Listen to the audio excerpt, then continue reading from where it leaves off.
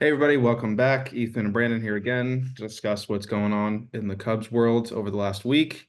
Uh, and I think the biggest story that everyone's been focusing on is the demotion and potentially the end of the era of Kyle Hendricks. I want to say it's a surprise, but a surprise is a strong word for it. It's kind of the way I was describing it to you earlier, and it's such a sad way to put it. It's when you see a racehorse kind of slowing down, it's we gotta put the horse down. And I don't want to say that for Kyle Hendricks because that's such a mean way to put it. But after everybody says 2016 was such an amazing year for us, which is true. But that was that was more than 4 years ago at this point. It was 8 years ago, for God's sakes. Wow. He's really slowed down, and it's unfortunate to see how much he's fallen off the horse. So many horse analogies, but it really is sad to see how much he's fallen off the horse in the 2024 season. Yeah, I think fans will remember back in I think it was 2022. He was dealing with a lot of shoulder injuries, and I think most of us sort of wrote him off then. And then he came back last year and was like the Cubs' second or third best starter. So we all had hope that maybe he'd find a way to continue defying father time. But yeah, I mean he's got over a 10 ERA in 30 innings this year. He's clearly just the Cubs just can't trust him anymore. I think it's they probably should have demoted him to the bullpen a couple weeks ago at this point, but for now, he's, I think, like 4 or 5 weeks away from reaching 10 years of tenure status, which is like a big deal for MLB players. They get full benefits. I think there's like, long-term sort of like financial security, like once they retire. And I'm sure the Cubs, want to give Kyle Hendricks sort of that status of being a 10-year with one team kind of guy. He was a hero for us in 2016. He won the ERA title. He started Game 7 of the World Series, and was dominant. And so, I think this is more of a time for celebration of his career. Obviously, I think we're all sort of watching it come to an end. But he's a legend in Cubs history.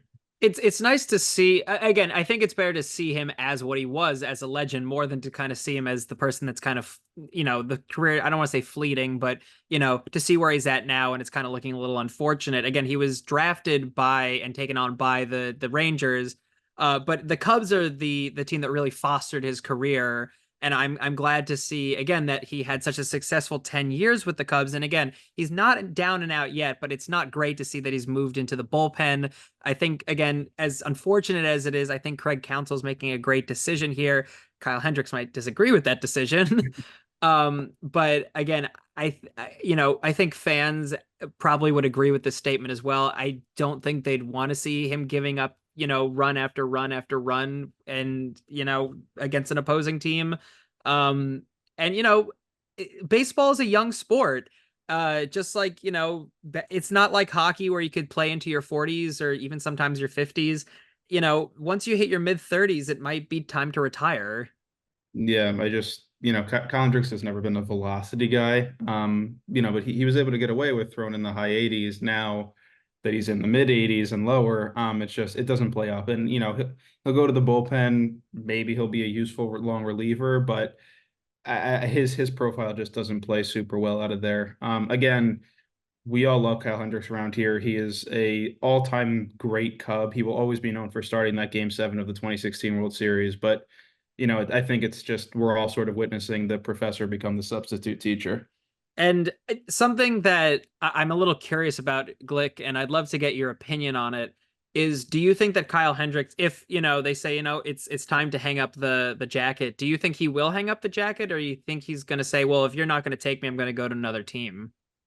Yeah, it's a good question. If the Cubs like DFA him, release him, whatever the case may be, um, I think he's got that competitive spirit he always has. He's such an intelligent baseball player.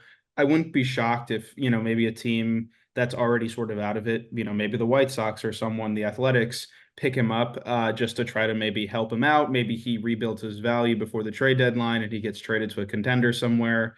But at this point, I don't know if there's another team that would give him an opportunity. And to be honest, I think Kyle Hendricks may be pretty content with the career that he had. Again, he's a competitor. All these guys in the major leagues are, and I'm sure he'd want to continue if the Cubs let go of him. But if the Cubs release him, it could be the end. I think, the moral of the story, in my opinion, is when the going is good, leave it there. You don't, if you're at your peak, stay at the peak. because all there is to go down after that. Again, I'm not saying that he's already reached his peak. Maybe he has already reached his peak. Who's to say, really? But again, I think Craig Counsell's made the right decision here, and I think, as much as it might stink for Kyle Hendricks, I think he's got to take it with stride.